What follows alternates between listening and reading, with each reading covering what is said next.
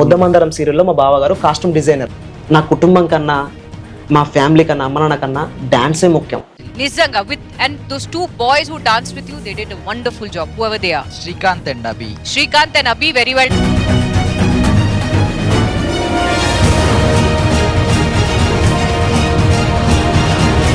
ప్రభు బల్ల ఇస్తారు కదా, అది ప్రసాదం అనుకునేవాడిని నేను. అది ప్రసాదం అనుకొని చెప్పి చాలాసార్లు రొట్టె ఉంటుంది కదా, ఇది మన గుళ్ళో ఇచ్చే ప్రసాదం లాంటిదని తినేవాడిని. నేర్చుకోవాలి, ఇక మంచి పొజిషన్కి వెళ్ళాలి, సిల్వర్ స్క్రీన్ లో ఆ మూవీ థియేటర్స్ లో కనబడాలి, ఒక పెద్ద పెద్ద హీరోస్ కి కంపోజ్ చేయాలని బలంగా ఫిక్స్ అయ్యాను నేను.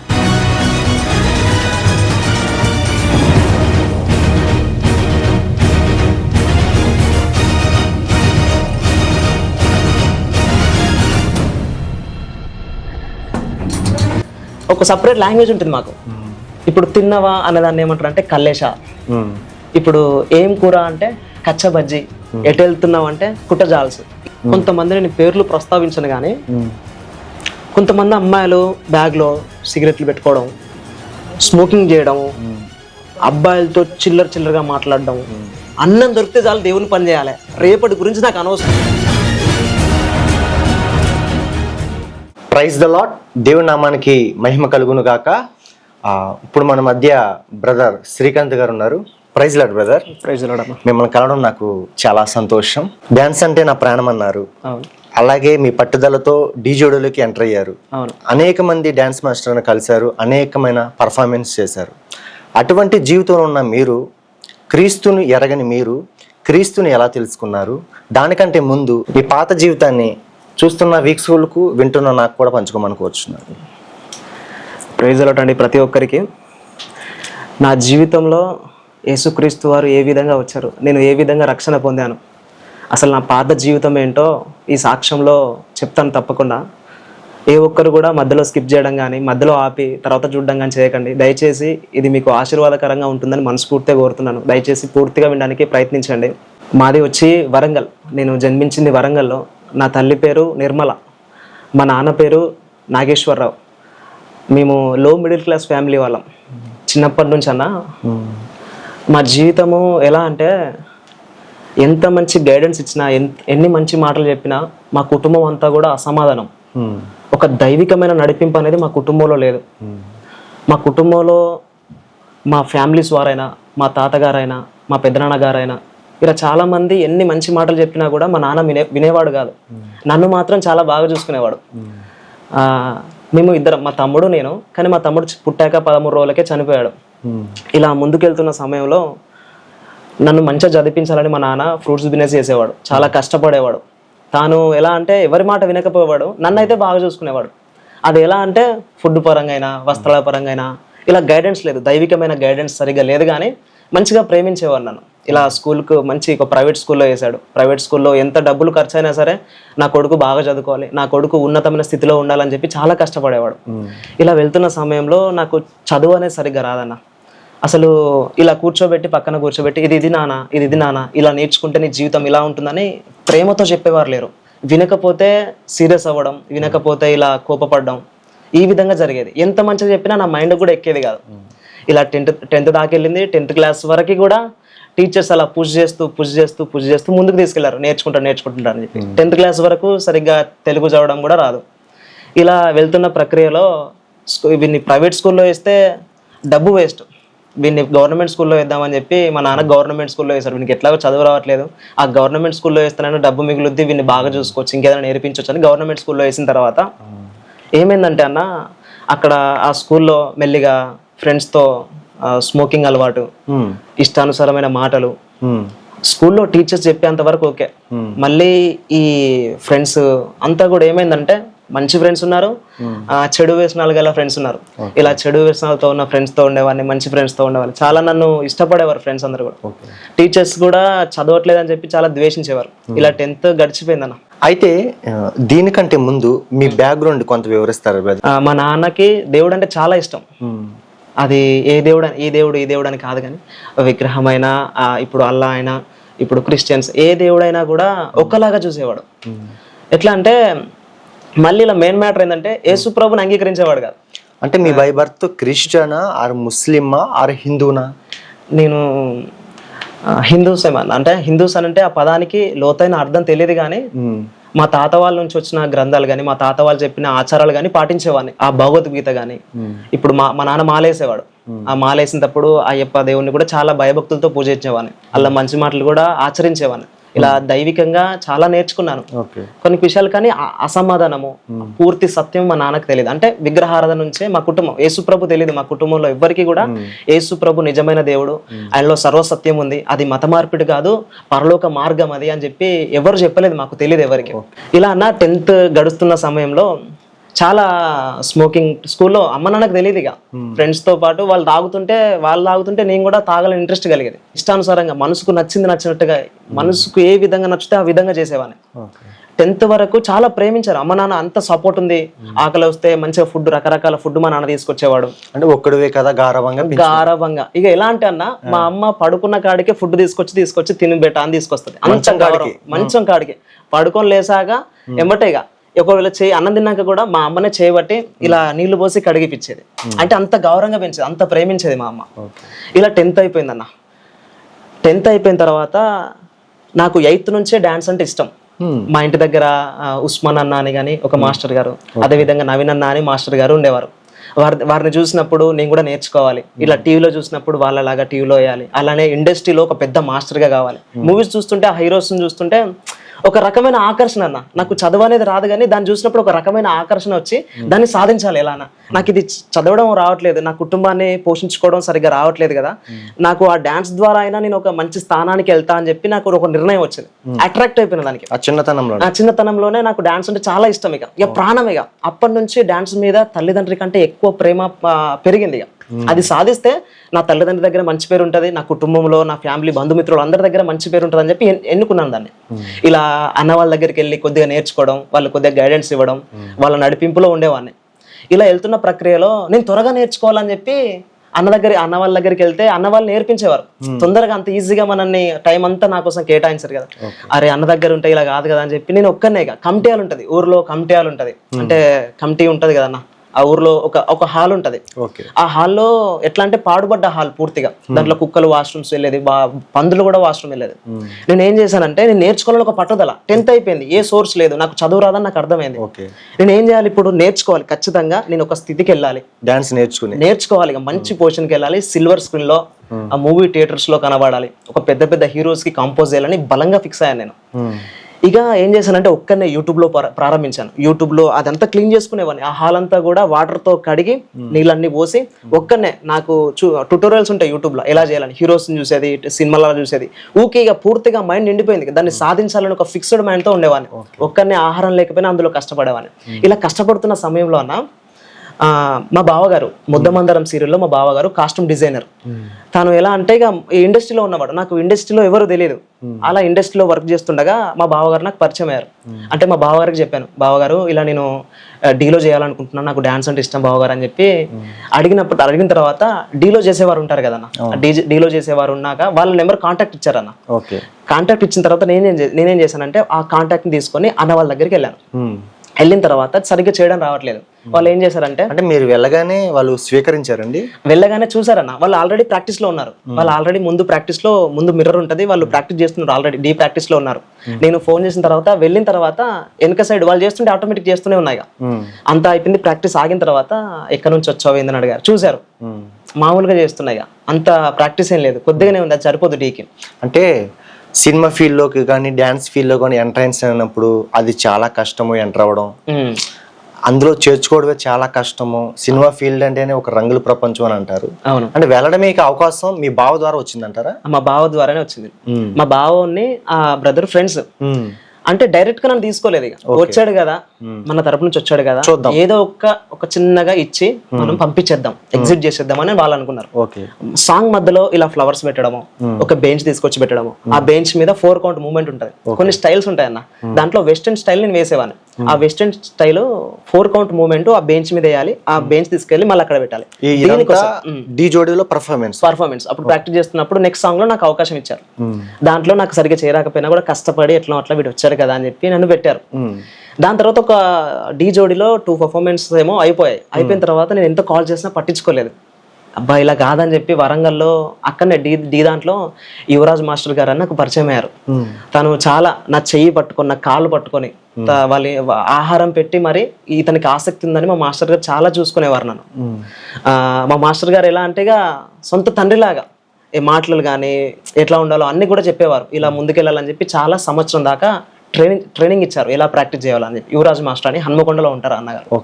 ప్రాపర్ అన్నదే వచ్చేసి పరకల్ అన్న ఇక్కడ నుంచి వచ్చి మా అందరికి ఒక టీం వరంగల్ ర్యాప్టర్స్ అనే ఒక టీం ఉంటుంది. అందులో నన్ను చేర్చుకున్నారు, ప్రేమపూర్వకంగా చేర్చుకొని నాకు చాలా విషయాలు నేర్పించడం, ఎలా చేయాలో నేర్పించాలి. అలా 1 year ట్రైనింగ్ అవుతున్నాను. మాస్టర్కి తెలియకుండా తాగడం ఇలా అలవాటు అయిపోయింది. ఇక ఫ్రెండ్స్ సిగరెట్ కాస్త మందు ఇలా అలవాటు అయిపోయింది. ఈ మా డాన్సర్స్ కి తెలియదు, మాస్టర్ కి కూడా తెలియదు, మా ఇంట్లో వారు ఎవరికి తెలియదు.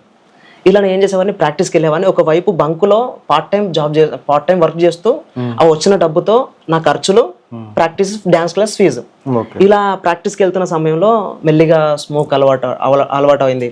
మెల్లిగా ఎలా అంటే డ్రింకింగ్, కొద్దిగా దగ్గరున్న ఫ్రెండ్స్ ఉంటారు కదా తాగేవాళ్ళు, మాస్టర్కి తెలియకుండా తాగడం, ఇవన్నీ సీక్రెట్ గా జరిగింది. ఎందుకంటే ఫ్లోర్ మిస్ అవుద్ది, మాస్టర్ దగ్గర బ్యాడ్ నేమ్ వస్తుందని ఇలా దాచి ఇలా చేసేది. ఇలా చేస్తున్న సమయంలో మాస్టర్ దగ్గర నుంచి వేరే రేవంత్ మాస్టర్ అని డీలో మళ్ళీ పరిచయం అయ్యారు. ఆ మాస్టర్ గారు పరిచయం అయిన తర్వాత ఇంచుమించు మీకు ఎంతమంది మాస్టర్లతో పరిచయం అయింది? అలా మొదటిగా చెర్రీ మాస్టర్, ఫస్ట్ ఉస్మాన్ అని మా ఇంటి దగ్గర అన్నయ్య ఉంటాడు, ఉస్మాన్. దాని తర్వాత నవీన్ అన్న, దాని తర్వాత యువరాజ్ మాస్టర్, దాని తర్వాత రేవంత్ మాస్టర్, దాని తర్వాత చైతన్య మాస్టర్ చనిపోయాడు రీసెంట్ గా 1 year బ్యాక్. చైతన్య మాస్టర్ చనిపోయాడు, ఆ మాస్టర్. దాని తర్వాత ఇలా కొంతమంది మాస్టర్స్ పేరు గుర్తు రావట్లే అన్న, ఇలా ఉన్నాయి. ఇలా చాలా మంది మాస్టర్స్ ప్రోత్సహించేవారు. ఇలా రేవంత్ మాస్టర్ పరిచయం అయిన తర్వాత యువరాజ్ మాస్టర్ పర్మిషన్తో నేను వెళ్ళాను డీకి. వెళ్ళినా ఇక నేర్చుకున్నావు కదా వెళ్ళని చెప్పానగా, ఆ మాస్టర్ గారు వెనక చేస్తుంటే రేవంత్ మాస్టర్ ముందు తీసుకొచ్చి పెట్టాడు. బాగా చేస్తున్నావు నాన్న, నమ్మకం వస్తుంది నీ మీద, బాగా చేస్తున్నావు అని చెప్పి ముందు తీసుకొచ్చి పెట్టాడు. ఇక అలా అలా అలా అలా కంటిన్యూ అవుతున్నాయి అన్న సాంగ్స్.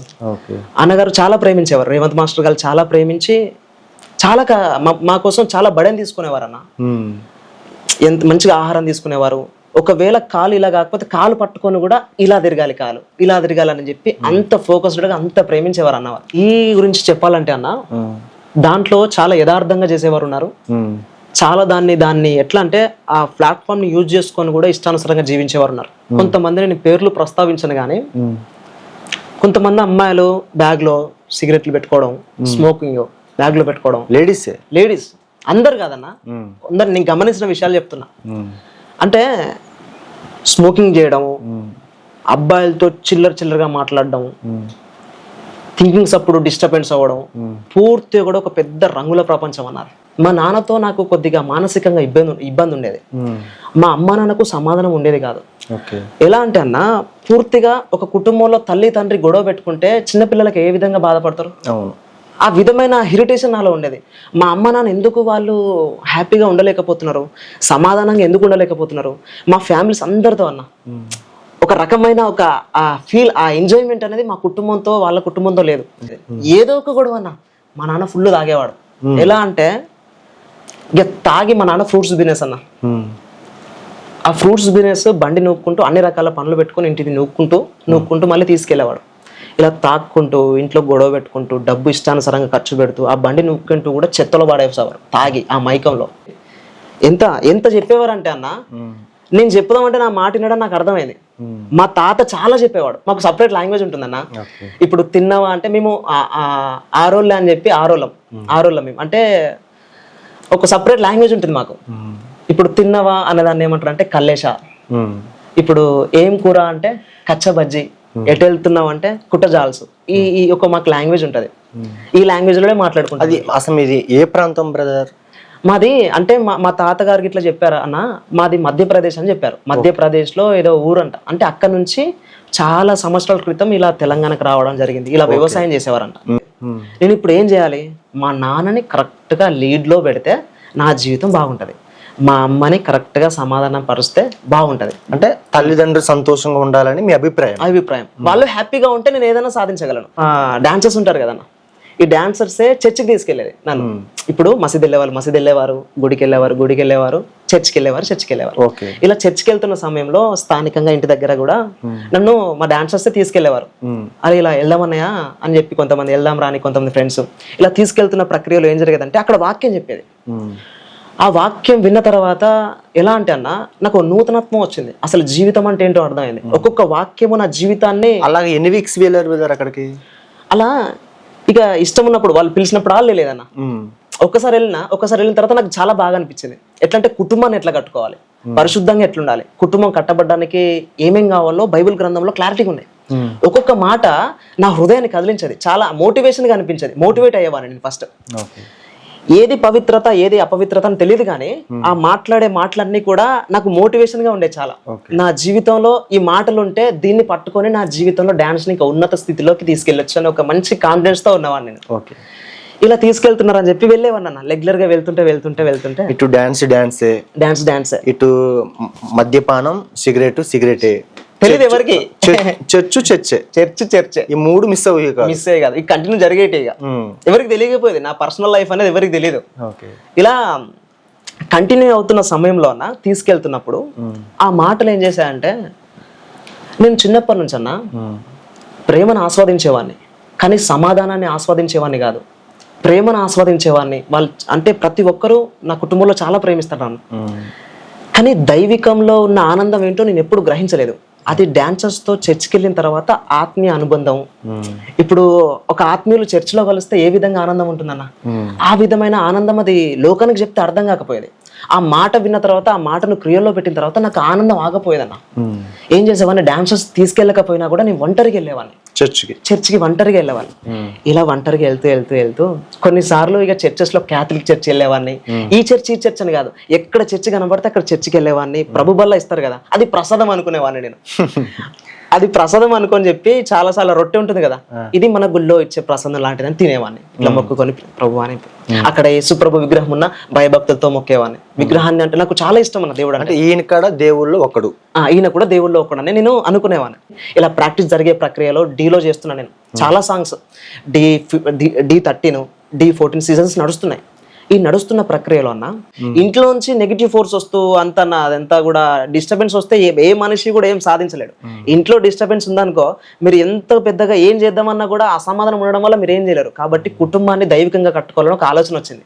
ఇలా నేను ఎలా అంటే అన్న, నేను చర్చికి వెళ్ళేవాడిని కదా, ఆ చర్చిలో మాట్లాడిన తర్వాత ఏ మాట నా హృదయానికి తాకిందంటే, పాపము పరిశుద్ధం అన్న ఒక కాన్సెప్ట్ ని మీద చెప్తున్నారు బైబుల్ నుంచి తీసుకొని. ఇక రాను ఇంట్లో అసమాధానము, ఇంట్లో నుంచి ఫోర్సు, మా కుటుంబాలతో అసమాధానం లేదు. మా అమ్మ అందరితో ప్రేమగా మాట్లాడలేకపోవడం, మా నాన్న అందరితో సమాధానంగా ఉండకపోవడం, మా ఇంట్లోనే గలిబిలి, డబ్బు ప్రాబ్లం. ఎట్లా అంటే ఇక విపరీతమైన మెంటల్ టార్చర్. చాలా మందికి డబ్బు ప్రాబ్లం ఉన్నా కూడా వాళ్ళు హ్యాపీగా ఉంటారు అన్న. ఈ డబ్బు ప్రాబ్లం మ్యాటర్ కాదు, నాకు మెంటల్ టార్చర్ అయ్యేది ఇంట్లో. ఎట్లా అంటే నాకు కూడా అర్థం కాకపోయేది లైఫ్ని ఎలా లీడ్ చేసుకోవాలి, కుటుంబాన్ని ఎలా కట్టుకోవాలి, నాన్నని తాగు నుంచి ఏ విధంగా విడిపించాలి, అమ్మను ఇంకా కూడా మనం సమాధానంగా ఉండడానికి అమ్మకి ఏం చెప్పాలి, ఇవన్నీ తెలియదు నాకు. చర్చికి వెళ్ళిన తర్వాత జాషువా పాస్టర్ గారు అయ్యగారు ఉంటారు, స్థానిక సంఘస్థులు పెంతెకోస్తు చర్చ్. ఆ చర్చ్ అక్కడ వాక్యం వింటుంటే చాలా కుటుంబాన్ని ఎలా కట్టుకునే వాడిని కూడా వినేవాడిని. ఇలా పాపం గురించి వింటూ ఉంటే ఒకరోజు వాక్యం చెప్తున్నారు అయ్యగారు. పాపము పరిశుద్ధం అన్న విషయం ఒక విషయం మీద బైబుల్ నుంచి చెప్తున్నారు. చెప్తుంటే మనం చేసే ప్రతి పని కూడా పవిత్రంగా ఉండాలి, పరిశుద్ధంగా ఉండాలి. దాని నుంచి మనకి ఎంత లాభం వచ్చినా కూడా మనం ఈ భూమి మీద పరిశుద్ధంగానే ఉండాలి అన్నప్పుడు నాకు థాట్స్ వస్తున్నాయి. అంటే నేను డ్యాన్స్ వేసేది పవిత్రమా కాదా అని నేను ఆలోచించుకున్నప్పుడు నేను వాక్యం చదువుతున్నాను. పాస్టర్ గారు అని చెప్పాను కదా, జాషువా పాస్టర్ గారు అని. నేను బైబుల్ కూడా రహస్యంగా ఇంట్లో తెలియకుండా కొనుక్కొని అయ్యగారి దగ్గరికి వెళ్ళాను, పాస్టర్ దగ్గరికి. ఈ జాషువా పాస్టర్ గారు ఏం చేశారంటే, కీర్తనలు అంటే ఇవి, సామెతలు అంటే ఇవి చదువు నాన్న ఫస్ట్, ఇవి చదివితే నీకు జ్ఞానం వస్తుంది, కుటుంబాన్ని ఎట్లా కట్టుకోవాలో అర్థం అవుద్ది, ఇలా స్ట్రగుల్ అవుతున్నావు కదా అని చెప్పి, నువ్వు ఇది చేసేది పాపం అని డైరెక్ట్గా నాకు చెప్పలేదు అతను. ఇలా పాపము పరిశుద్ధం అన్న విషయం మీద అయ్యగారు పాపాన్ని ప్రతి ఆదివారం కూడా ఖండిస్తాడు. పరలోక రాజ్యానికి మనం వెళ్ళాలంటే పవిత్రపరచబడాలి, పాపం మనలో ఉండద్దు, దైవ వాక్యం ఉండాలి, చేసే ప్రతి పని కూడా పవిత్రంగా ఉండాలని ఈ విషయం గురించి మాట్లాడుతున్నారు.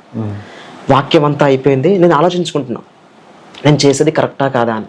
ఆలోచించుకున్నప్పుడు అప్పటికీ ఫిక్స్ కాలేదు, ఇక ప్రాక్టీస్లోనే ఉన్నాను నేను. ఒకరోజు మా నాన్న ఉరేసుకున్నాడు అని కాల్ వచ్చింది. ఫుల్ తాగాడంట, ఫుల్ తాగి ఇంట్లోనే మా అమ్మ ఊరికి వెళ్ళిపోయింది. ఎవరో చనిపోతే మా అమ్మమ్మ వాళ్ళ ఇంటికి వెళ్ళిపోయింది. వెళ్ళిపోయిన తర్వాత ఫుల్ తాగి ఉరేసుకున్నాడంట. 75% ఉరిపడ్డదంట. కాల్ చేశారు, ఇంటి బయట వాళ్ళు కాల్ చేశారు. మా ఫ్రెండ్ రాకేష్ అని కాల్ చేశాడు. కాల్ చేసి ఇలా జరిగింది అనగానే నాకు టెన్షన్ అయింది. తెల్లారితే షూట్ అన్న నాకు. ఇప్పుడు ఎలా అంటే అన్న సాంగ్ మొత్తం కంప్లీట్ అయిపోయిన తర్వాత సాంగ్ మొత్తం ప్రాక్టీస్ చేసిన తర్వాత అందులో నుంచి తీసేయరు. తీస్తే ఏమవుతుందంటే ఎలిమినేషన్ అవుతారు. మళ్ళీ తర్వాత ఆ టీం మీద అంత ఫోకస్ ఉండదు డైరెక్టర్స్కి. నేను మెయిన్ లేడు అంటే ఇప్పుడు కంటెస్టెంట్ మధ్యలో ఉంటే ఆ కంటెస్టెంట్ సైడ్కి అంటే వెనక సైడ్ అంటే ముందు సైడ్ అంటే ముందే ఉండేవాడిని. సాంగ్ అంతా కూడా అంత కష్టపడ్డ తర్వాత తీసేయలేడు.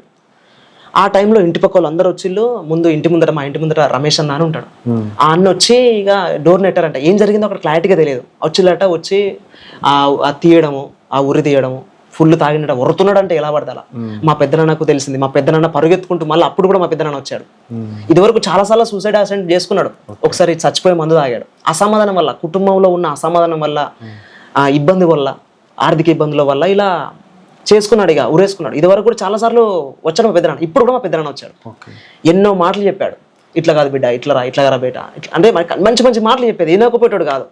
నేను హైదరాబాద్లో ఉండి చాలా ఇబ్బంది పడేటోని. షూట్ అయిపోయింది, ఎంబటే ఇంటికి వచ్చానన్న. ఎంబటే ఇంటికి వచ్చి ఏమైంది నాన్న అంటే ఏం మాట్లాడట్లేదు, ఏడుస్తున్నాడు. ముఖం అంతా మార్చి ఏడుస్తున్నాడు. ఇలా కాదు, నేను ప్రాక్టీస్కి వెళ్ళాను, ఇలా ఇబ్బంది అవుతుంది, అమ్మ నాన్న వల్ల ఇబ్బంది అవుతుంది, నేను ఏం చేయాలి, మా అమ్మ నాన్నని సెట్ చేయాలి, వాళ్ళ లైఫ్ని మంచిగా ఒక ప్లేస్లో వాళ్ళకంటూ ఒక మంచి బిజినెస్, ఇప్పుడు బిజినెస్ని డెవలప్ చేయాలి, వాళ్ళని పక్కకు పెట్టాలి, నేను చెప్తే వాళ్ళు వినాలని ఫిక్స్ అయ్యాను. చర్చ్కి వెళ్తున్నాను. ఫ్రైడే చర్చ్కి, సండే చర్చ్కి. ఎలాగైనా డాడీ తాగుడు మారాలి. నువ్వు మారిపోయినా పర్లా, డాడీ మారాలి. నువ్వు సిగరెట్ మానిపోయినా పర్లేదు, డాడీ మారాలి. అమ్మ నాన్న నాకు సపోర్ట్గా ఉండాలి, కుటుంబం అంతటితో కూడా సమాధానంగా ఉండాలని నా ఆశ. ఈ గైడెన్స్ తెలియదు. ఇక ఒకటే ఫిక్స్ అయ్యానన్న.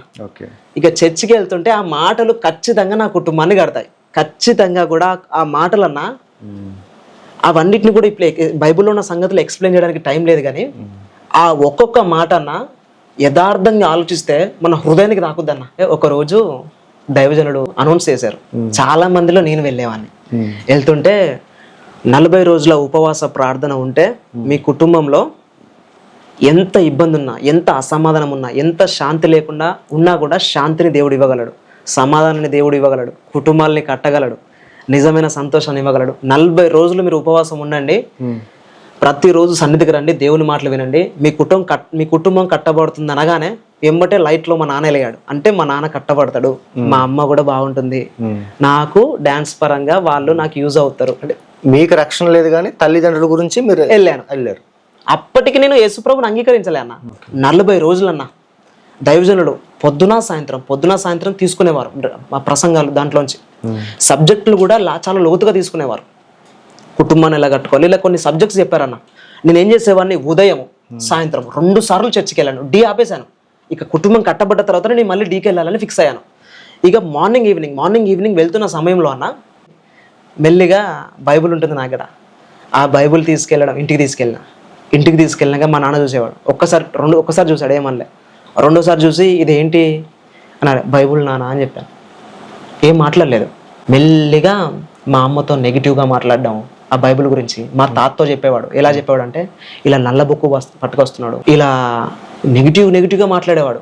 డైరెక్ట్గా నాతో మాట్లాడిపోతాడు కాదు. నేను ఎందుకంటే కరెక్ట్గా ఏది ఉన్నా కూడా స్ట్రైట్ ఫార్వర్డ్ కరెక్ట్ చెప్పేది. నాకు విన్న వాక్యాలు ఉన్నాయి కదా, 40 రోజులు వినుకుంటూ వస్తున్నా.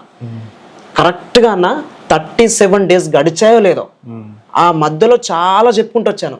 ఒక 30,000 అప్పు చేసాం, డబ్బు ప్రాబ్లం. అప్పు చేసి బిజినెస్ పెట్టి అన్ని ఫ్రూట్స్ పెట్టి అప్పు చేసి పెట్టించిన తర్వాత చాలా సార్లు మా నాన్నకి చెప్పాను, నాన్న ఇలా పవిత్రంగా ఉండాలి.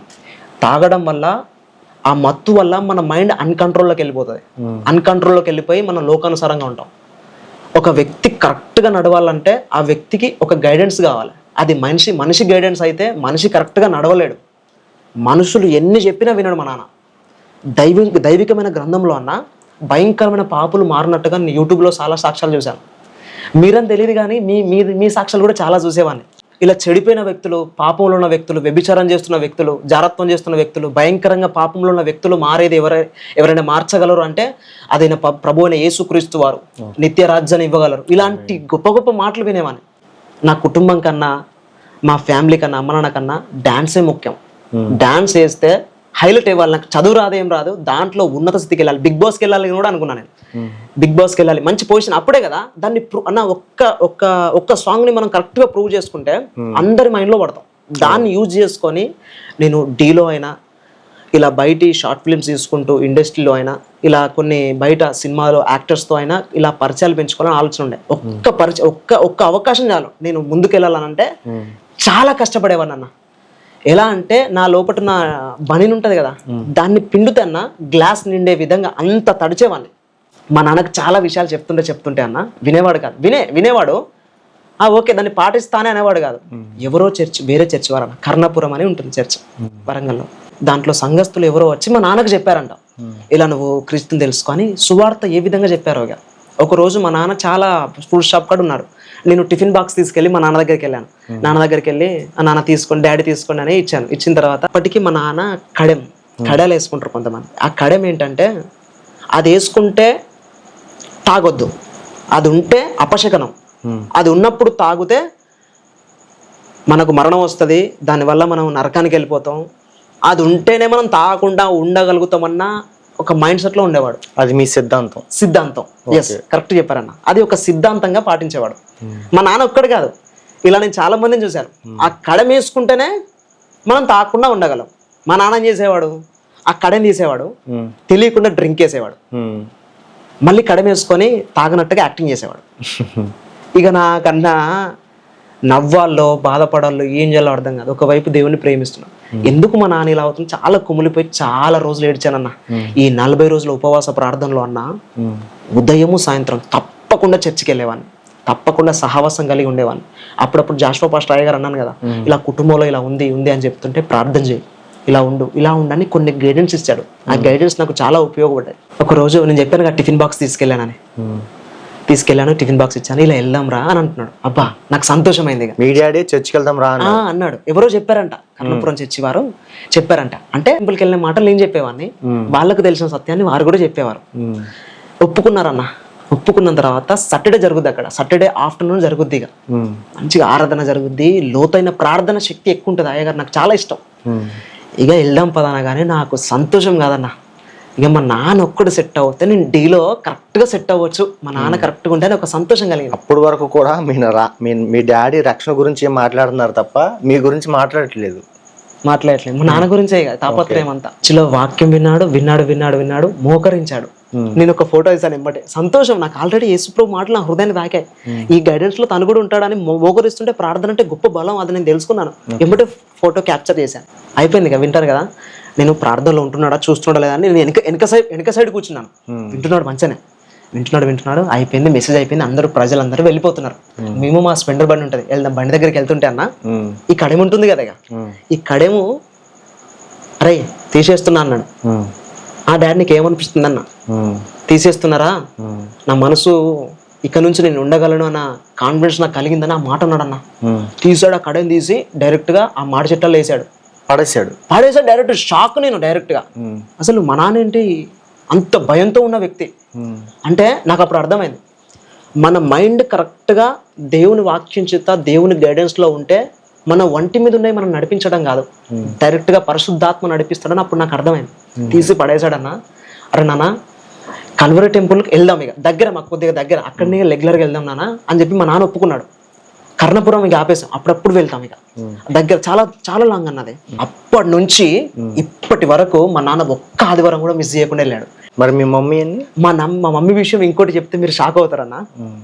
మా అమ్మ ఎలా అంటే కొద్దిగా గయ్యాలి టైప్ అండి. మా అమ్మగారు గయ్యాలిగా ఉండేవారు. ఇక ఇంటి ముందర చెత్త కొద్దిగా వాళ్ళ ఇంటి సైడ్, వాళ్ళ చెత్త మా ఇంటి సైడ్ వచ్చిందంటే చాలు గొడవనే ఇక టోటల్ గా. ఫైర్ మామూలు ఉండదు ఇక గొడవ మొత్తం. ఇక టెన్షన్, ఇక పెద్ద పెద్ద గొడవలు అయ్యేటి కొన్నిసార్లు. నాకు భయం అవుతుంది ఇక. మా అమ్మని మా నాన్న అయితే ఎలా వచ్చాడు, ఇక ఒప్పుకున్నాడు మా నాన్న, వెళ్దాంరా అన్నాడు. అర్థం అయిపోయింది మా నాన్నకి. మా నాన్న ఈజీగా దేవుని మాట అర్థం చేసుకోగల శక్తి ఆ దేవుడు ఇచ్చాడు. నేను పాపులనే పిలవచ్చింది కానీ నీతి మంత్రులను పిలువరాలే అన్నాడు దేవుడికి. చూసారా అన్న, నాకు జ్ఞాపకం వచ్చేది. అంటే మా నాన్న పాపం మా నాన్న గ్రహించాడు. కొంతమంది ఏమనుకుంటారంటే నేను ఏం పాపం చేశాను, నేను ఏం పాపం చేయలే కదా, నేను ఏ వ్యభిచారం చేయలే, ఏ తాగుడు లేదు కదా నాకు, నేను కరెక్టే ఉన్నాను అనుకుంటారు. కానీ వారి హృదయమే మోసకరమని బైబిల్ గ్రంథంలో ఉంది. ప్రతి ఒక్కరికి చెప్తున్నా, నేను పాపిని కాదు అని ఎవ్వరు అనుకోకండి. పుట్టినప్పటి నుంచి ఇప్పటి వరకు ఏదో ఒక పాపం చేసే ఉంటాం. ఒకవేళ పాపం చేయకపోయినా కూడా పాప స్వభావం మనలో ఉంటుందన్న, అది నేను గ్రహించగలిగాను. మా అమ్మ అసలే ఏమన్నా అంటే కాదు, ఇక మొత్తం సీరియస్ అవుతుంది. ఏం చెప్పానంటే మా అమ్మకు, మా డాడీ అంటాడు ఆల్రెడీ టెన్షన్ పడుతుండే, అరే మమ్మీని తీసుకపోతే ఏమైనా అవుతుందిరా, గొడవ అవుతుందిరా అని మమ్మీ ఇలా ఒకటి మంచి మోటివేషన్ ఉంటుంది, మంచి మాటలు చెప్తారు అక్కడ అని చెప్పి చర్చ అని చెప్పలేదు. ఇక తీసుకెళ్ళాను కరెక్ట్గా ఆమెనన్నారు. ఎంట్రన్స్ ఇచ్చాను ఇక వాక్యం స్టార్ట్ అయ్యే టైంలో. అమ్మ ఏం కాదు, నేను బాగుండాలి కదా, మీరు బాగుండాలి కదా అని చెప్పిన తర్వాత ఆ ఫ్లోలో ఇక అంత టెన్షన్ తీసుకుంటలేరు. ఇక ఆ ఫ్లోలో వెళ్ళడం ప్రారంభించారు. 30,000 అప్పు తీసుకున్నా అని చెప్పాను కదన్న. 30,000 అప్పు తీసుకొని ఫ్రూట్స్ బిజినెస్ పెట్టించాను. ఇక ఇద్దరు చూసుకున్నానా, నేను వెళ్తున్నా హైదరాబాద్కి, మంచిగా మీకు మంచి పేరు తీసుకొస్తా. ఒక సంవత్సరం కొన్ని సంవత్సరాల దాకా రాను, ఒక 2-3 సంవత్సరాల దాకా మేము ఇక్కడ మీ ముఖం కూడా చూడండి. ఇక మీరు కష్టపడండి, మంచి సమాధానంగా ఉండండి, చర్చికి వెళ్ళండి, మంచిగా ఎవరేమన్నా పట్టించుకోకండి, అందరికీ సాత్వికంగా సమాధానం చెప్పండి అని చెప్పాను. ఇప్పుడు అమ్మ కూడా రక్షించబడిందండి. అమ్మ కూడా వాక్యం వినడం మొదలుపెట్టింది. ఇలా వినడం ప్రక్రియలో జరిగిందన్న. ఇప్పుడు ఉంటదన్న, దేవుడు నన్ను దర్శించింది. ఇక డాడీకి ఫ్రూట్స్ బండి ఇప్పించాను. అమ్మ నాన్న కూడా చర్చికి వెళ్ళడం మొదలుపెట్టారు. Okay, right. ఇప్పుడు వరకు కూడా మీ తల్లిదండ్రులు రక్షణ కోసం మీరు పాటుపడ్డారు. అవును. కానీ మీ జీవితానికి వచ్చేటప్పటికి మీరు ఎలా దేవుణ్ణి తెలుసుకున్నారు? మీరు తాగుతానని చెప్పారు, మీరు చెడు వ్యసనాలు ఉన్నాయని చెప్పారు, పైగా మీరు డ్యాన్స్ ప్రోగ్రామ్ లో కూడా మీరు పార్టిసిపేట్ చేస్తున్నారు. మరి మీ రక్షణ జీవితం గురించి ఏంటి? మా అమ్మ నాన్నని అక్కడ స్థిరపరిచానన్న. స్థిరపరిచిన తర్వాత బెంగళూరు నుంచి రామ్ మాస్టర్ గారు అని D14 ఫైనల్స్ అవి, జతిన్ కంటెస్టెంట్ పక్కకి వెళ్ళి రైట్ సైడ్ మెయిన్. ఇక అన్నకు ఫైనల్స్ అంటే మెయిన్ బాయ్స్ కావాలి, బలంగా చేసే బాయ్స్, కాన్ఫిడెన్స్ గా చేసే బాయ్స్, కరెక్ట్ గా చేసే బాయ్స్ కావాలి. రామ్ మాస్టర్ చాలా కాల్స్ చేశాడు, రానా ఒక్క అవకాశము, అది ఒక్కసారి సపోర్ట్ చేయను అంటే మీకు ఫైనల్స్ లో అవకాశం వచ్చింది. మేము వెళ్ళాము. ఇక ఆ రియాలిటీ షోలో ఫైనల్స్కి వచ్చాం. 2 గ్రూప్స్కే జరుగుతుంది, ఇక కాంపిటీషన్ జరుగుతుంది. ఫైనల్లో మా మాస్టర్ కాల్ చేస్తున్నాడు. ఏం చేశాను, మాస్టర్ వస్తే ఇక మాస్టర్ అన్నిసార్లు అడుగుతున్నారు, రికార్డ్స్ కూడా పెడుతున్నారు రామ్ మాస్టర్ గారు. వస్తాను మాస్టర్ ఇక అని చెప్పి అన్నిసార్లు అడుగుతున్నారు కదా. మాస్టర్ ఏమన్నాడు, ఇది ఒక్కసారి నువ్వు సైడ్ డాన్సర్గా మాకు సపోర్ట్ చేస్తే నెక్స్ట్ టైం D14 రన్ అవుతుంది, D15కి నువ్వు కంటెస్టెంట్కి నువ్వు ప్రిపేర్ అవ్వు, నేను నీకు సపోర్ట్ చేస్తా అని రామ్ మాస్టర్ గారు నాకు ఆల్రెడీ చెప్పారు. ఇక మాస్టర్ గారు ఇంతగానో చెప్తున్నారు, నా లైఫ్ టర్నింగ్ వచ్చింది, కంటెస్టెంట్ అవుతే ఒక్క సాంగ్ వస్తే నేను ఇక మూవీస్లో నాకు ఛాన్స్ వస్తుందని ఫిక్స్ అయిపోయావు కాన్ఫిడెన్స్ తోటి. ఇక టికెట్ బుక్ చేసుకున్నానన్న. టికెట్ బుక్ చేసుకొని వరంగల్ దగ్గర కాజీపేట్ రైల్వే స్టేషన్లో ఆ టికెట్ తీసుకొని వెళ్ళానన్న. ఆ టికెట్ తీసుకొని వెళ్ళి అప్పటి వరకు నాకు ఏ ఆలోచన లేదు. ఇక అమ్మ నన్ను పక్క పెట్టేశాను. ఇక వాళ్ళు బాగున్నారు, వాళ్ళ గురించి వదిలేశాను. ఇక నా లైఫ్ చూసుకోవాలి, వాళ్ళు ఒక కాడ పెట్టేశాను, వాళ్ళ లైఫ్ వాళ్ళు చూసుకుంటారు. వాళ్ళు చెప్పాను అన్ని మ్యాటర్లు, ఎట్లా వెళ్ళాలో కుటుంబంగా అని చెప్పి కొన్ని విషయాలు చెప్పి వాళ్ళని స్థిరపరిచి వెళ్ళాను. ఇక ఇప్పుడు నేను బెంగళూరు వెళ్ళాలని ఫిక్స్ అయ్యాను. టికెట్ తీసుకొని టికెట్ పై జేబులో పెట్టుకున్నాను, అన్ని సర్దుకున్నానన్న బ్యాగ్ లో అన్ని. దానికి సంబంధించిన ఇక నా లైఫ్ టర్నింగ్ పాయింట్ వచ్చేసింది. ఒక్కసారి చేస్తే నెక్స్ట్ D కంటెస్టెంట్కి మాస్టర్ గారు నాకు సపోర్ట్ చేస్తారు, కష్టపడితే అయిపోతాయి, మధ్యలో గ్యాప్ వస్తుంది కదా 1 month, చాలా కష్టపడదాం అనుకున్నాను. వెళ్ళానన్న. బెంగళూరు ట్రైన్ వస్తుంది. ఇక బెంగళూరు ట్రైన్ మంచి స్పీడ్ మీద వస్తుంది, స్లో అయింది. టికెట్ జేబుల్నే ఉంది. మైండ్లో మా అమ్మ నాన్న వాళ్ళు లేరు, ఒకటే రన్ అవుతుంది, నేను కష్టపడాలి, సాధించాలి. ఏ మనిషి కానీ అనుకుంటే సాధించండి ఏది ఉండదు మనిషి భూమి మీద అనుకుని నేను కూడా ఇది సాధించాలని ఫిక్స్ అయ్యాను. ట్రైన్ వస్తుంది. ఇక ఇంకో కొద్దిగా అయితే నేను ట్రైన్ ఎక్కుతాను అనగానే ట్రైన్ ఆగింది. ఇట్లా అడిగేస్తున్నా, ఇట్లా ట్రైన్ స్లో అవుతున్న సమయంలో కొన్ని ఆలోచనలు చేంజ్ అవుతున్నాయి నాకు. అమ్మా నాన్న మీద లేని ప్రేమ పుట్టుకొస్తుంది. అమ్మా నాన్న మీద ఎప్పుడు లేని ప్రేమ పుట్టుకొస్తుంది. వాళ్ళని చూసుకోవాలి, వాళ్ళే ప్రాముఖ్యమైన వారని ఇప్పుడు ఆ 40 రోజులు విన్నాను కదా, అవన్నీ మాటలు జ్ఞాపకంలోకి వస్తున్నాయి. తల్లిదండ్రులు ఎలా చూసుకోవాలి, ఇవన్నీ మాటలన్నీ కూడా తలంపులు చేంజ్ అవుతున్నాయి. ఇక ట్రైన్లో అడుగు పెట్టే సమయంలో తెలియకుండా అమ్మ నాన్న మీద ప్రేమ పుడుతుందన్న, ఫ్యామిలీ మీద ప్రేమ పుడుతుంది, ఇటు దేవుని మాటలు ఏంటో ఆ మాటలు గుర్తుకొచ్చి ప్రేమ పుడుతుంది. ఇక ఏం చేశాను, టికెట్ చింపేశాను. అడుగేసేవన్నీ అడుగు వేయకుండా వెనకేసి టికెట్ తీసుకొని చింపి పారేసి ఆ ప్లాట్ఫామ్ ఉంటుంది కదా బ్యాగులు పెట్టుకునేటి స్టేషన్లో కూర్చునేది, ప్లాట్ఫామ్ మీద బ్యాగ్ పెట్టుకున్నాను. అదే బ్యాగ్ మీద 1 hour ఏడ్చాను అన్న. అంటే సంపూర్ణంగా ప్రేమ దేవుడే పుట్టించినప్పుడు దేవుడు మాట్లాడుతున్నాడు నాకు. నా తలంపులు అనేవి చేంజ్ అవుతున్నాయి, పాజిటివ్ చేంజ్ అవుతున్నాయి. ఎట్లా అంటే చాలాసేపు ఏడ్చాను, చాలా రోధించాను అన్న. ఎట్లా అంటే మనము ముఖము కావాల్సుకొని ఏడుతాం చూసామా, ఇలానే ఏడుస్తాం, ఇలాగ రావట్లేక నాకు గుండె విరిగిపోతుంది, నలిగిపోతుంది. ఆటోమేటిక్గా కళ్ళ నిండా గుడ్ల నిండా నీళ్లు, రిటర్లుగా నీళ్ళన్నా కారిపోతున్నాయి. ఇలానే పడుకున్నాను, ఆగిపోతున్నాయి నీళ్లు, మళ్ళీ వస్తున్నాయి, ఆగిపోతూనే వస్తున్నాయి. ఈ టైంలో నాకు జ్ఞాపకం వస్తుంది ఏమని అంటే, పవిత్రత అంటే ఏంటి, అపవిత్రత అంటే ఏంటి, నీతి అంటే ఏంటి, యథార్థత అంటే ఏంటి, కుటుంబాన్ని ఎలా కట్టుకోవాలి, అసలు ఎలా ముందుకెళ్ళాలి, ఇవన్నీ ఆలోచనలు రన్ అవుతున్నాయి. మైండ్ అనేది టోటల్గా అంటే చర్చిలో చెప్పిన వాక్యాలే జ్ఞాపకం వస్తుంది. దేవుడు జ్ఞాపకం చేస్తున్నాడు, దేవుడే జ్ఞాపకం చేస్తున్నాడు అన్న విషయాలు అర్థం కావట్లేదు మళ్ళీ నాకు. ఇది దేవుడు మాట్లాడితే ఇలానే ఉంటుంది. పరిశుద్ధాత్మ దేవుడు మాట్లాడితే అన్ని లోతైన థాట్స్ వస్తాయి, పరిశుద్ధంగా ప్రేమ పెరుగుతుంది, అమ్మ నాన్న మీద ఇంకా లోతైన ప్రేమ పెడుతుంది నాకు. ఆ మాటలని భయ షివరింగ్ వస్తుందన్న.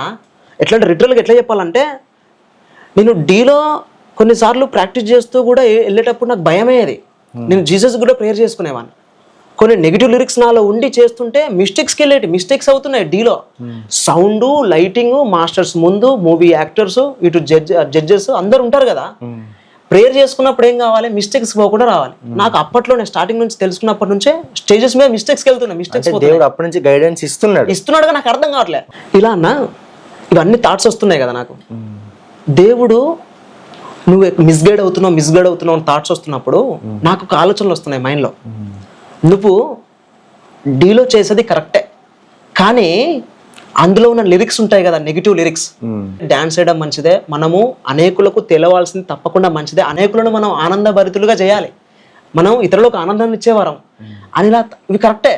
ఈ థాట్స్ అని అప్పుడు వస్తున్నాయి ఇక. కానీ నెగిటివ్ లిరిక్స్ ఆ సాంగ్లో పెట్టి చేయడం వల్ల నీ హృదయం అపవిత్రం అవుతుంది. ఆ అపవిత్రత వల్ల నీ కుటుంబం ఖరాబ్ అవుతుంది.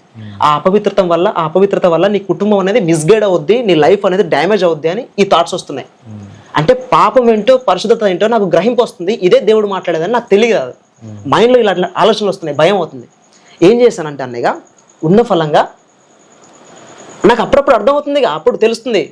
చాలామంది ఇప్పుడు నేను కొన్ని వీడియోస్ తీస్తున్నాను, ఇన్స్టాగ్రామ్లో వీడియోస్ తీసి పెడుతున్నా. ఏమని పెడుతున్నా అంటే, డ్యాన్స్ చేయడం కరెక్టే, మనం నాట్యం చేయడం తప్పకుండా అవసరం, అది మన హెల్త్ని బిల్డ్ చేసుకుంటాం, అనేకులకు ఎంటర్టైన్మెంట్ ఇస్తాం, కానీ అందులో పాపపు లిరిక్స్ ఉండడం తప్పు అని దేవుడు గైడెన్స్ ఇస్తున్నాడు ఆ స్టేషన్లోనే. అది పరిశుద్ధాత్మ దేవుని స్వరం అని గ్రహించలేదు.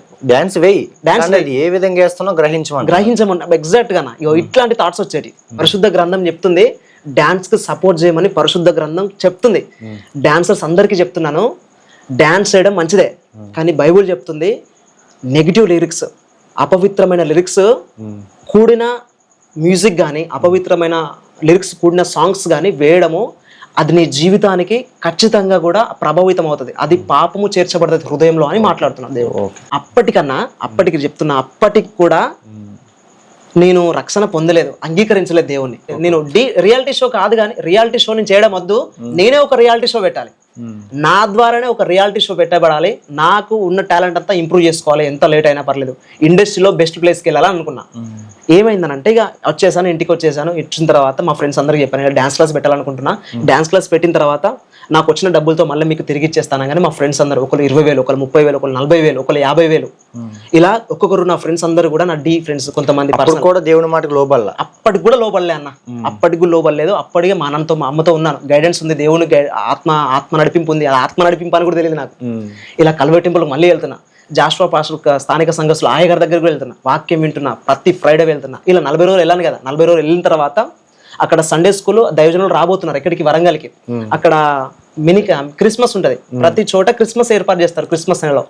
అక్కడ పిల్లలకు నువ్వు ఒక కొరియోగ్రఫీ చేయాలని చెప్పి శ్రావణ్ అన్న అని, నాకు కీబోర్డ్ ఉంటున్నా ప్యాడ్ ప్లేయర్ ఉంటారు అన్న, ఆ అన్న చెప్పాడు, ఇలా శ్రీకాంత్ నువ్వు కొరియోగ్రఫీ చేస్తావా పిల్లలకు అనగానే సండే స్కూల్ టీచర్కి అప్పగించాడు. ఆ అన్న కూడా చాలా ప్రేయర్ చేసేవాడు, పిల్లలందరూ పరిచయం అయ్యారు. ఈ డాన్సర్ అనగానే పిల్లలు కొంతమంది లోకంలో కూడా మూవీస్ చూసేవారు ఉంటారు కదా, అరే ఈ అన్న టీవీలో కనబడతారా, ఈ అన్న డీలో చేస్తారా అని అందరూ ప్రేమపూర్వకంగా వచ్చేవారు. అరే ఓకేరా, నేను డాన్స్ క్లాస్ కూడా పెట్టాను, మీకు ఒక మంచి సాంగ్ నేర్పిస్తాను, అయ్యగారు వస్తున్నారు కదా, మీకు ఒక మంచి సాంగ్ నేర్పిస్తానని, Christian song, Sunday school song. వాళ్ళందరికీ దాదాపు ఒక 25 మంది 30 మంది అనుకుంటా, 25+ ఉంటారు అన్న, 20 మెంబర్స్ అనుకుంటా. పిల్లలందరూ కూడా ఇక వెళ్ళేవాడిని తీర్మానించుకున్నా, నా డాన్స్ క్లాస్ పెట్టాను కానీ డాన్స్ క్లాస్ మంచిగా రన్ అవ్వాలంటే వీళ్ళకి నేర్పించాలి.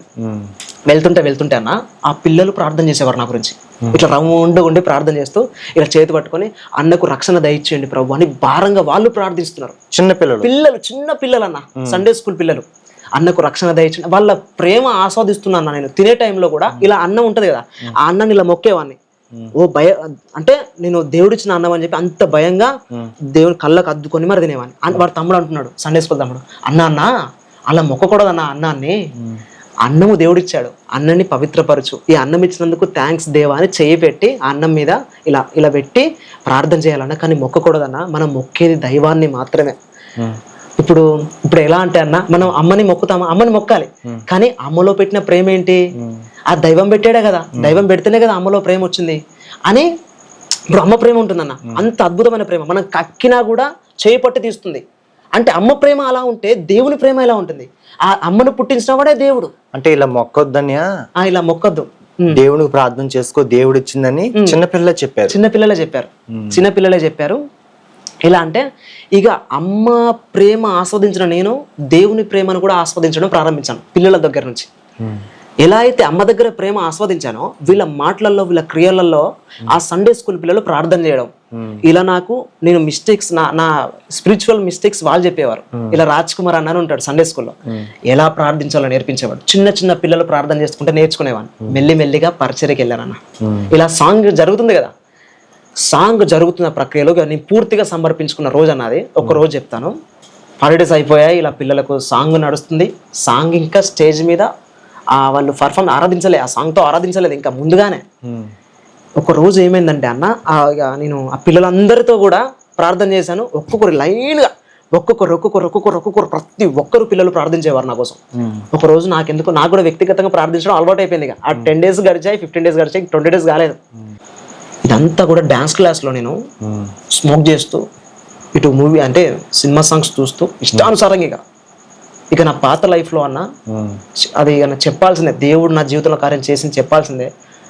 పాత జీవితంలో ఉన్నప్పుడు బూతు సినిమాలు కూడా చూసేవాడిని అన్న.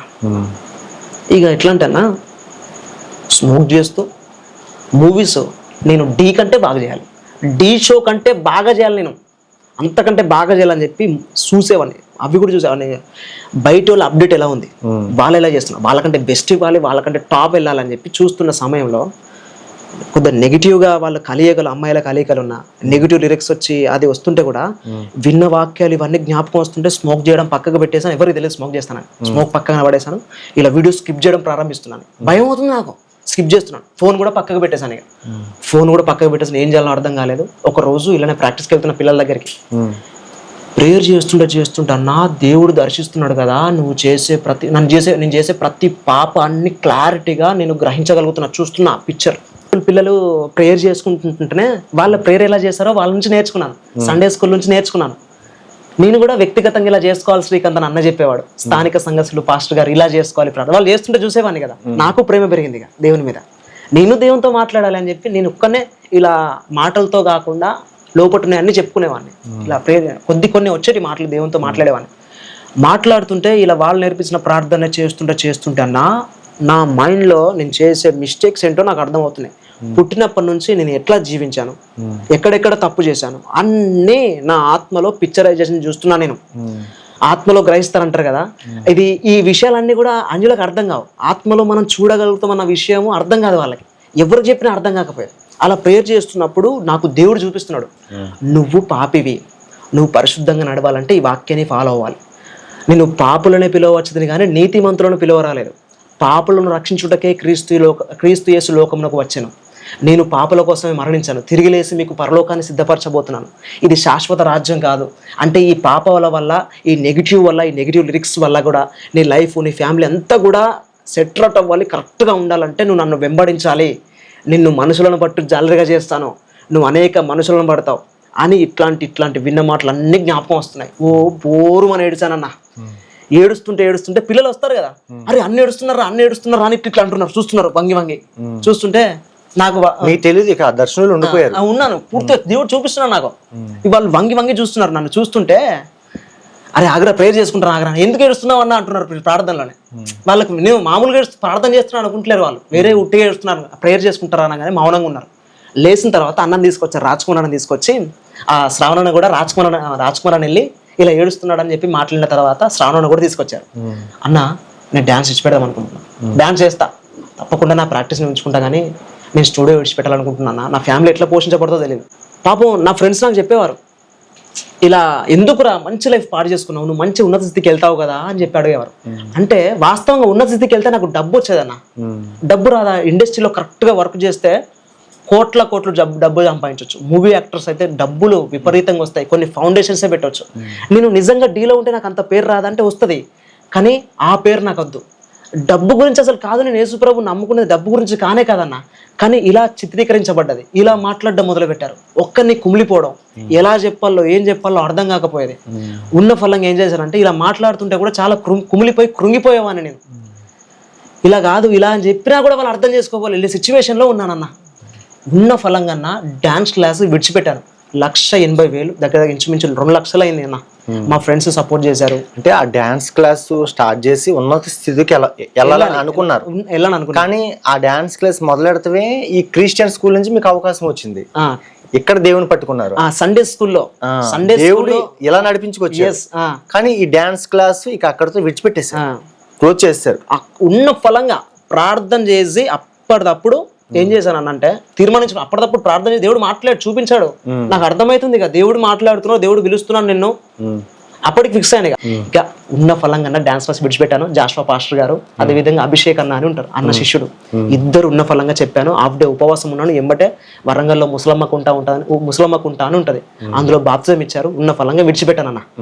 అప్పటి నుంచి ఇప్పటి వరకు ఎన్నో శోధనలు వచ్చిన యేసు ప్రభుని విడిచిపెట్టకపోయింది. ఎన్నోసార్లు తొట్టిల్లాను, ఎన్నోసార్లు సంపూర్ణ సేవ చేశాను. కల్వరి టెంపుల్లో సంపూర్ణ సేవ చేసినప్పుడు కూడా ఏంటిది అర్థం కావట్లే.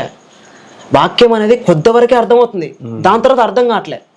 మధ్యలో ఈ రీసెంట్గా ఒక 1 year 2 years బ్యాక్ అనుకుంటా, మన కేఆర్ ఇంటర్వ్యూలో కిరణ్పాల్ అయ్య గారు చెప్పారు, గుర్తుందా అన్న? అప్పుడు అయ్యగారు చూసిన తర్వాత ఇంకా సర్వసత్యం అనేది బలంగా నా హృదయంలో నాటకపోయింది. ఎంత బలంగా అంటే ఇలానా అపార్థమవుతుంది క్రైస్తవ్యం. నా విషయంలో కూడా అపార్థం చేసుకున్నారు. నేను మా ఫ్రెండ్స్ దగ్గరికి వెళ్ళాను అనుకో, వాళ్ళు బలించే ఉంటాయి కదా, వాళ్ళు పెట్టిన తర్వాత నేను ఏం చేసేవాను అంటే, నేను తినను ఓ పరమ పవిత్రుని లెక్క, నేను తినను అని వాళ్ళకి ప్లేట్ ఇచ్చేవాడిని. మా ఫ్రెండ్స్ బాధపడేవారు. కానీ దైవజనుడు వాక్యం విన్న తర్వాత ఏమంటున్నాడు అంటే, ప్రతి ఒక్కరిని ప్రేమించండి. అది మనం ఎలా వాళ్ళకి ప్రేమను అర్థమయ్యే విధంగా సర్వసత్యాన్ని బోధించాలో ఈ కేఆర్ ఇంటర్వ్యూ చూసిన తర్వాత అన్న పాత వీడియోస్ ఉంటాయి. ఎంత లోతైన మాటలు అంటే అన్న, నా స్పిరిచువాలిటీ ఇంకొక స్టెప్ ఎక్కడానికి ఈ రోజు నేను ఇలా నిలబడడానికి కారణం ఎవరంటే, మళ్ళీ ఎన్నో మెసేజెస్ విన్నాను, ఎన్నో సత్యాలు విన్నాను, ఎంతో మోటివేషన్ విన్నాను, ఎంతో విశ్వాసం పెంపొందించబడ్డది. అయినా కూడా బైబిల్లో ఉన్న సంగతులు నాకు అర్థం కాయేటి కాదు, నాకున్న ఆత్మీయతను బట్టి నాకు అర్థమయ్యేది కాదు. ఇలా కిరణ్పాల్ అయ్య గారు ఆ వీడియోస్, ఆ కేఆర్ ఇంటర్వ్యూ చూసిన తర్వాత కింద ఒక వీడియో చూస్తే ఇంకో వీడియో చూసిన తర్వాత ఇంకో వీడియో, ఇంటి దగ్గర చరణ్ అని తమ్ముడు ఉంటాడు, ఆ తమ్ముడు నాకు చెప్పాడు, ఇలా చూడన్నా ఈ వీడియో చూడన్నా అని పంపించాడు. హృదయ వ్యక్తిత్వం అని ఒక వీడియో వచ్చింది. అలా చూడడం వల్ల నేను ఇప్పటికీ మళ్ళీ పడిపోకుండా దేవులో నిలబడడం జరిగిందన్న. ప్రజెంట్ ఏం చేస్తున్నారు బ్రదర్ మీరు? నేను ప్రజెంట్ అన్న ఇప్పుడు సేవలో కంటిన్యూ అవుతుందన్న. మాకు ఫ్రూట్ షాప్ ఉంటుంది ఒకటి, మా నాన్న కొబ్బరి బొండాల షాప్ ఉంటుంది. ఇద్దరు చాలా ఉండేది, కానీ ఇప్పుడు డీల్ అయిపోయింది షాప్ అంతా కూడా. ఆయన కూడా దేవుడు నడిపిస్తున్నాడు. ఆర్థికంగా ఇప్పుడు ఇబ్బందులు ఉన్నాయి. ఇప్పటికీ ఒక 5 lakhs దాకా అట్లా అప్పు ఉందన్న.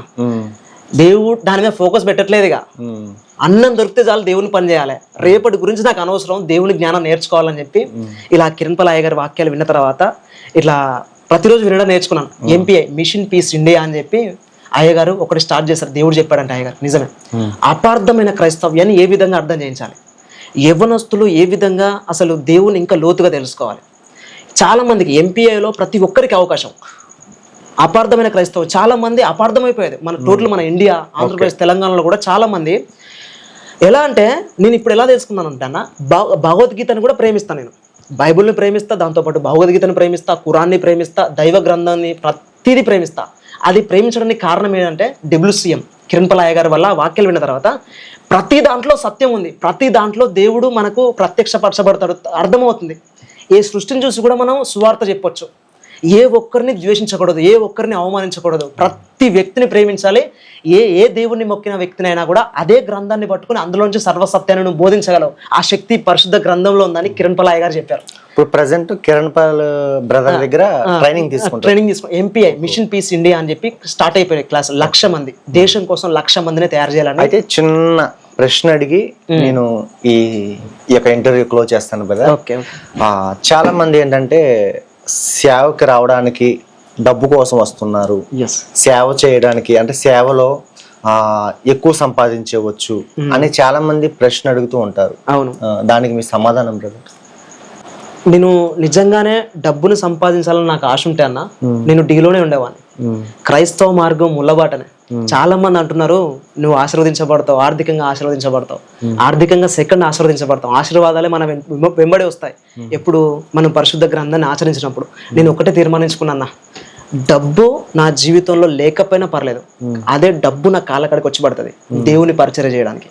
నేను ఇప్పుడు ఏం చేయాలంటే అన్న, నేను ఒక తీర్మానించుకున్నా, దేవుని పరిచయం చేయాలి, డబ్బు మీద వద్దు. ఒకవేళ నేను డీలోనే ఉంటే డబ్బు పరంగా చాలా డబ్బులు సంపాదించవచ్చు. నేను డీలో ఉంటే నాకు ఎంతో డబ్బు వస్తుంది కదా. దేవుడు ఏం చేశాడంటే, నువ్వు నీకు కావాల్సిన డబ్బు నేను ఇస్తాను, కానీ అపవిత్రం కాకు. ఇప్పటికీ లిటరల్గా ఇప్పటికీ కూడా ఆర్థిక ఇబ్బందులు ఉన్నా కూడా దేవుడు నాకు అన్ని సమకూరుస్తున్నాడు. టైం టు టైం ఉన్న ప్రతి ప్రాబ్లంని కూడా తీరుస్తున్నాడు. నేను డబ్బు కోసం కాదండి యేసు ప్రభు నమ్ముకున్నది, డబ్బు కోసం కాదు. నేను యేసు ప్రభు నమ్ముకున్నది నిత్య జీవం కోసం. దయచేసి పరిశుద్ధ గ్రంథాన్ని అందరూ తెలుసుకోండి. సర్వసత్యాన్ని ప్రతి ఒక్కరికి తెలియజేయడానికన్నా అపార్థమైన క్రైస్తవ్యాన్ని అర్థమయ్యే విధంగా చేయాలని చెప్పి నేను ఆశపడుతున్నాను. నాది ఒకటే గోల్. యవ్వనస్తులన్నా చర్చికి వెళ్ళిన తర్వాత కూడా కొంతమంది పడిపోతున్నారు, వారిని ఏ విధంగా నిలబెట్టాలి అని ఒక ఆలోచన. పూర్తిగా నా జీవితము దేవుని విషయంలోనే ఉండాలి, దేవుని కోసమే నా రక్తం అంతా కూడా పనిచేయాలని ఒక తీర్మానించుకుంటున్నాను. ఇదన్నా నా సాక్ష్యం. చాలా థ్యాంక్స్ బ్రదర్, మిమ్మల్ని కలవడం నాకు చాలా సంతోషంగా ఉంది. మీలాంటి యవనస్తులు అనేక మంది, నాలాంటి యవనస్తులు, మీలాంటి యవనస్తులు అనేక మంది లేవబడాలి. ఈ రోజుల్లో సత్యమైన సువార్త ప్రపంచాలకి పరిచయం చేయాలని చెప్పి మన వ్యక్తిగత ప్రార్థనలు జ్ఞాపకం చేసుకుందాం. ఇప్పుడు వరకు కూడా మీ సాక్ష్యం పంచుకున్నందుకు చాలా ప్రత్యేకమైన వందనాలు. మీ అందరికి కూడా ఓపికగా విన్నందుకు చాలా థ్యాంక్ యూ. ఈ సాక్ష్యం మిమ్మల్ని బలపరుస్తుందని నమ్ముతున్నాను. ప్రతి ఒక్కరికి కూడా, మీకు తెలిసిన వారికి ఇంకా వేరే వాళ్ళకైనా షేర్ చేయండి. ఎందుకంటే ఇది వ్యూస్ కోసమో వేరే కోసమో కాదు, పేరు కోసం కాదు. ఈ యొక్క సాక్ష్యము అనేక జీవితాలను వెలిగిస్తుంది. కాబట్టి తప్పకుండా కూడా వీటిని షేర్ చేయండి. మీ ఆత్మీయ జీవితం ఇంకా కూడా వృద్ధి చెందాలని నా వ్యక్తిగత ప్రార్థనలో తప్పకుండా జ్ఞాపకం చేసుకుంటాను. చివరికి పరలోక మార్గాన్ని మనం చేరాలంటే ఈ భూమి మీద ఆయన ఆలోచన విధానాన్ని నేర్చుకోవాలి. అలా సిద్ధపడుతున్నానన్నా, మీరు కూడా సిద్ధపడాలని ప్రార్థిస్తాను. Thank you very much.